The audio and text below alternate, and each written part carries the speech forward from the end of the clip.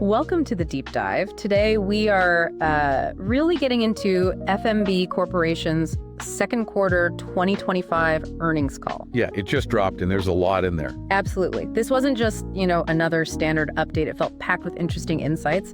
Our mission, as always, is to pull out those key nuggets for you, cut through the noise. Exactly. FNB reported, genuinely strong financial performance this quarter. You can see growth across key areas and a really clear strategic direction emerging. Okay. So we'll unpack the core numbers, look at what management's saying about the market, and dive into their outlook for the rest of 2025. Great. So let's break it down. We'll start with a quick snapshot of the results, then really drill into the details, financial health, those strategic investments they talked about, and of course, asset quality. Crucial. Sure. And we'll cover the guidance too, what those projections might mean for the back half of the year. Result snapshot. Okay, so right off the bat, FNB delivered some, frankly, remarkable numbers. Net income available to common shareholders, $130.7 million. That translates to, what, Sabura, 36 sol per share? Yeah, solid EPS. And the revenue growth linked quarter was really robust, 6.5%, wow, driven largely by record net interest income.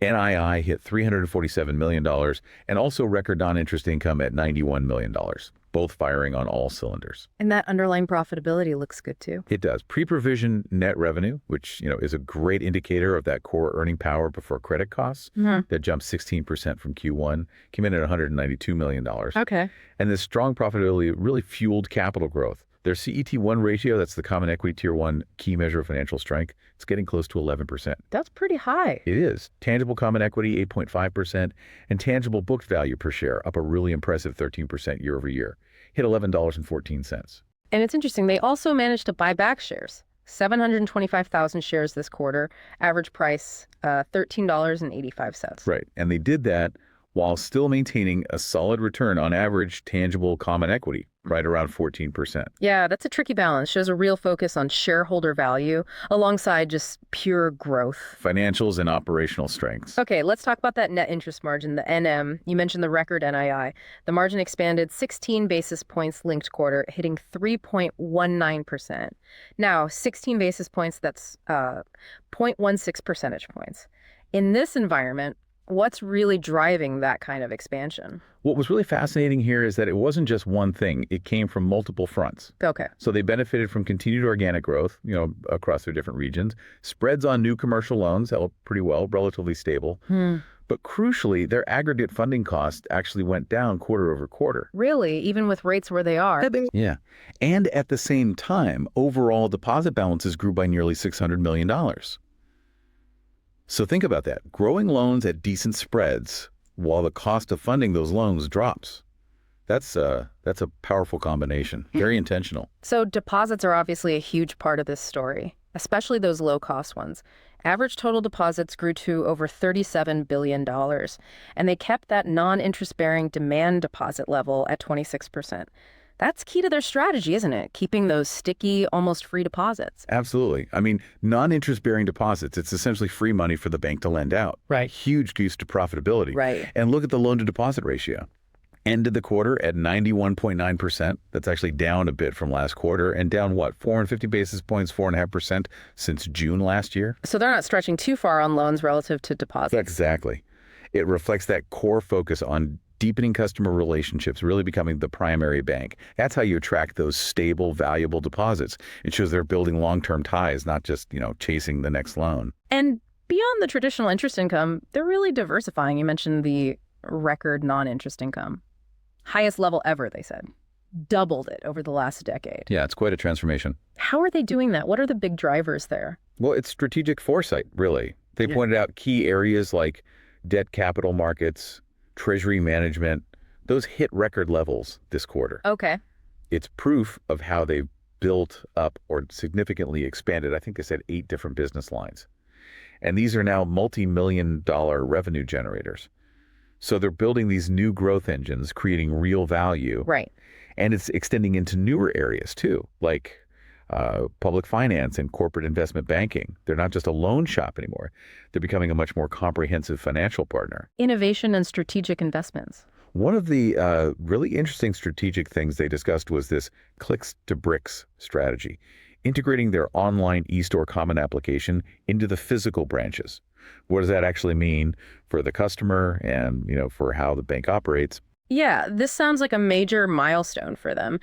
It essentially completes their omnichannel approach, meaning you can start something online, maybe pick it up on your phone, or walk into a branch and finish it there. Seamless. Okay, got it. And for the bank, well, it means faster processing for their teams, better risk and fraud controls, and just, frankly, a better client experience. Yeah.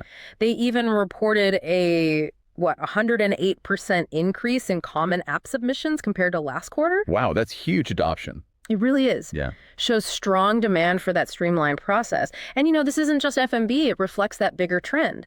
Customers expect that seamless tech experience now, even from their bank. If you don't bridge that clicks to bricks gap, You risk falling behind. exactly, you risk losing those relationships. And they're not stopping at just integrations, right? They mentioned using AI. Right. Leveraging AI to identify sort of the next best product or service for customers right within that application process. And they even launched a business deposit account opening through it. So a small business owner can open a checking account and apply for a loan at the same time, same app. From your perspective, what's the biggest potential win there? And maybe what are the hurdles? The biggest win, definitely the personalization and efficiency.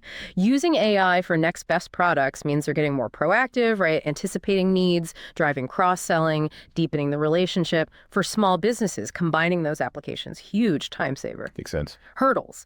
Well, scaling these advanced AI and digital tools, it's always complex. Requires big investments in tech, yes, but also in training people to actually use these tools effectively. It's about adoption, not just implementation. And it sounds like they're serious about it, even realigning their structure. They are. AI, data science, digital, e-commerce, strategy.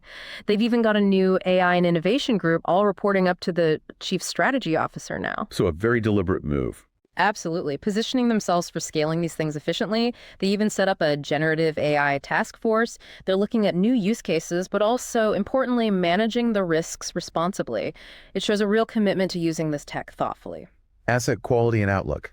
Okay, we've seen the growth, the strategy, the tech, but a bank's strength really comes down to asset quality, right? Under the hood. So what are the metrics telling us about the health of their loan book this quarter? Yeah, and the news here was quite good. Asset quality metrics showed significant improvement, always reassuring. Like what? Well, total delinquency ended the quarter at 62 basis points. That's down 13 basis points. Non-performing loans and OREO, that's the property they take back in foreclosure, decreased 14 basis points, down to a really solid 34 basis points. Very low. Very low. Net charge-offs, loans they actually wrote off, just 25 basis points for the quarter. And importantly, criticized loans, the ones showing potential weakness, were down a strong 12% from Q1, driven by a big 20% drop in classified loans, which are the higher risk ones. Okay, so all pointing in the right direction. Definitely. Very positive signals. Suggest disciplined credit management, healthy portfolio. And they mentioned some internal tool they developed for monitoring commercial clients. That's right, a performance monitoring tool. Sounds like they're pulling in internal and external data, trying to get a real-time 360-degree view of risk profiles, watching for changes. Proactive. Seems like it. They said they continue to assess impacts from things like tariffs, geopolitical stuff, while keeping liquidity and capital strong. And their stress test results showed further improvement. Their current allowance for credit losses, the money set aside, more than covers potential charge-offs, even in a severe downturn scenario. So a good cushion there. A very good cushion. Indicates well-managed risk. Okay, let's pivot to the outlook. Guidance for Q3 and the full year 2025. After such a strong Q2, what are they projecting, especially with potential Fed rate cuts maybe coming later this year? Well, they're maintaining their balance sheet guidance. Still expect period-end loans and deposits to grow mid-single digits for the full year. They're gaining market share. But significantly, they raised their 2025 net interest income guidance. Oh, okay. Yeah, bumped it up to $1.37 billion to $1.39 billion. That incorporates the strong Q2 performance. And importantly, this guidance includes your expectation for 2 25 basis point rate cuts, one in September, one in December. So they're confident they can manage even if rates drop. That's the signal, yes. Confidence in managing through a lower rate environment. And for Q3 specifically, they expect NII to be in the upper half of their previous range, so between $345 million and $355 million. Got it. And what about the other side, non-interest income and expenses? How are those looking? Non-interest income guidance also revised up. Now $355 million to $365 million for the full year. Q3 expected between $87.5 million and $92.5 million. So building on that record Q2 level. Okay. Expenses. Expenses revised slightly upward for the full year, $975 million to $985 million. That's mainly due to their enhanced down payment assistance program. It cost about $3.1 million in Q2, expected to be similar in Q3 before it starts to taper off. So a strategic investment hitting the expense line short term. Right. And finally, the provision for credit losses, given that strong asset quality. Yeah, the full year provision guidance range, $85 million to $100 million. They actually lowered the high end by $5 million. Okay. Reflects that strong first half performance and the improving asset quality in Q2. Of course, the actual provision will depend on loan growth and charge-offs going forward, but the current outlook is definitely positive. Key insights from Q&A. Now, the earnings call itself is one thing, but the Q&A afterwards, that often gives you a real feel for management's thinking what investors are focused on. Let's dig into some of those highlights. That margin trajectory was, understandably, a hot topic. For sure. How are they expecting NIM to stay flattish to slightly up over the next couple of quarters, even with those rate cuts they're assuming? That sounds like a really strong position to be in. It absolutely is. And they put it down to fundamental activity, really. Yeah. Said new loans are coming on board at spreads 56 basis points above the existing portfolio rate. Okay. And securities they're reinvesting, those are coming on at 165 basis points above the rate of what's rolling off. Big difference there. Yeah.